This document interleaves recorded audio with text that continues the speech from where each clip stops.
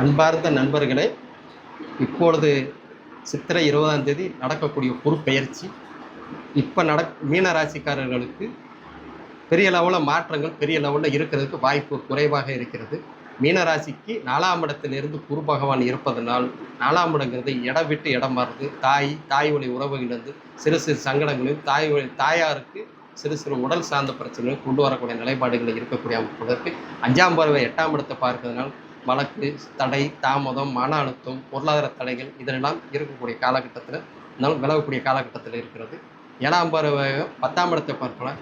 இடம் விட்டு இடம் மாறுறது, தொழில் வழி என்ற வேற தொழில் பண்ணக்கூடிய அமைப்புகளை இருக்கக்கூடிய அமைப்பு இல்லை என்றால் வேலைகள் எங்கேயாவது பார்த்து வேலைகளில் இடைஞ்சல் அதிகமாக இருந்தாலும் கூட அந்த தொழிலிருந்து வேற தொழில் பார்ப்போமா அப்படிக்கூடிய சிந்தனைகள் அதிகமாக வரக்கூடிய இருக்கு. 12ஆம் பார்வை மீனராசிக்கு பார்ப்பதனால் செலவுகள் அதிக லெவலில் இருக்கக்கூடிய அமைப்பு காலகட்டத்தில் இருக்குது.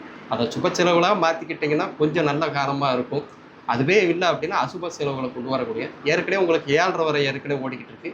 இப்போ ராசிக்கு 4ஆம் இடத்தை உட்காருக்கிறதுனால ஒன்று செலவுகளை வண்டிக்கோ வாகனத்துக்கோ இல்லை இடத்துல சிறு வீடு பராமரிக்கக்கூடிய மாதிரி பண்ணிக்கிட்டிங்கன்னா சுப செலவுகளை ரொம்ப நல்லாவே இருக்கும். மீனராசிக்கு இப்போ 7.5 ஓடுறதுனால ஜென்மச்சனியே ராசி மேலே இருக்கிறது பெரிய லெவலில் அவங்களுக்கு மன பிரச்சனைகள் அதிகமாக இருக்கக்கூடியது. அதுக்கு தகுந்தவாறு குருப்பெயர்ச்சியும் 12ஆம் இடத்தை பாரு அந்த மன அழுத்தத்தை சுபச்சிரவலாக மாற்றி கொள்வது ரொம்ப சிறந்த பலனாகும். பக்கத்தில் அதாவது முருகன் கோயிலுக்கு வாய்ப்பு கிடைச்சா திருச்செந்தூருக்கு போய் கடலில் நீராடி பக்கத்தில் விநாயகர் கோயிலுக்கு விடலை போட்டு உள்ளே போய் ஐயாவுக்கு தேங்காய் போட்டுச்சு தட்சணாமூர்த்திக்கு குடும்ப அர்ச்சனை பண்ணிட்டு பள்ளி கோயிலில் போய் சாமி கும்பிட்டு கையில் 2 கயிறு வாங்கி கட்டிட்டு வந்தீங்க மிக சிறந்த பலன்களை கொடுக்கும்.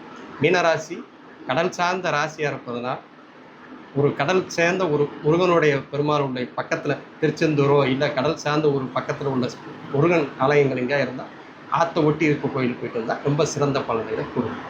வாய்ப்பு கிடைச்சா இப்போ நடக்கக்கூடிய சித்ரா பௌர்ணமிக்கு குலதெய்வம் கோயிலில் போய் வழிபாடு பண்ணி ஒரு நாள் பூஜை கொடுத்து சக்கரை பொங்கல் நைவேத்தியம் படைத்து சாமி கும்பிட்டு ரொம்ப சிறந்த பலன்களை கொடுக்கும். நன்றி.